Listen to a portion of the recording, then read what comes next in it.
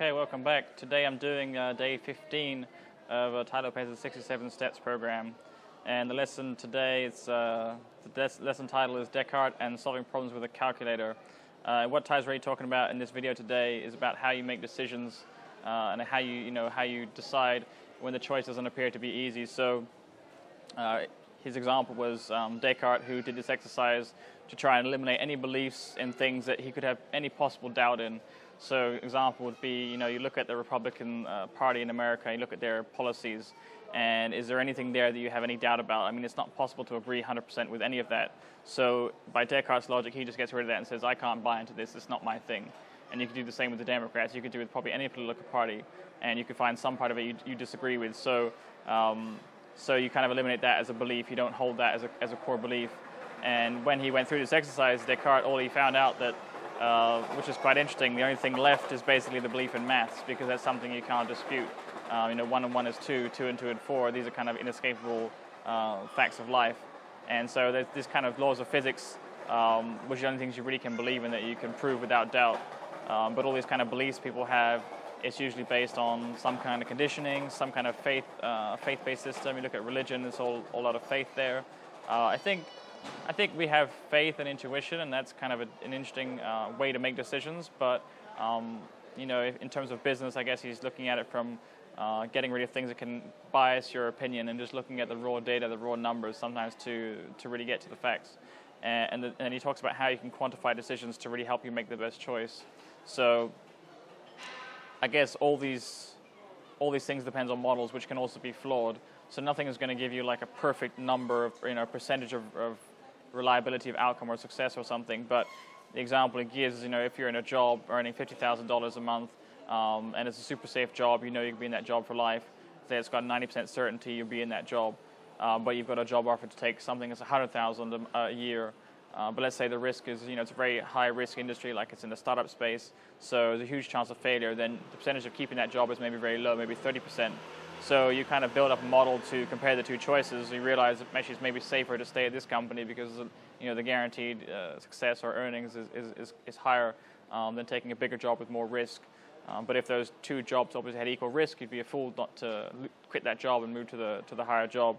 So I guess there's all kinds of models you can use. You probably need to research that specifically for your industry or for your particular choice you have to make. But he does talk about it in the videos, so you can kind of listen to that and get some ideas how to do that. But basically this idea is you can't escape maths. So you should always be practicing something where you're using your brain to do maths, because this is something that's going to help you everywhere in life, especially if you want to be rich. And the example he gives is that the highest number of self-made billionaires are investors. They're not people in real estate, they're not people in these other industries, compared to the amount of investors that are in the billionaire list. And Richard Branson is a good example, because he says, he knew he had to really master maths to be rich. So he was dyslexic, and he kind of had some learning difficulties, but he studied accounting. He actually went through that because he realized, if I really want to be rich, I need to know how to master this. So if you have any kind of weakness about maths, that's probably something you need to look at yourself and say to yourself, look, I need to master this, otherwise I'm never going to be rich. Myself, I've always kind of enjoyed maths, I've always kind of loved it, which is kind of strange. But by no means have I got the level of maths I wish I did. And there's some good studies or some good courses you can take on Coursera. I think there's a free ones you can do online to take, like a calculus course or some other course. But it's always good to kind of be working your brain with math, is what his philosophy is, because the more you can master math, the more you can kind of put these models together and make decisions that are more accurate.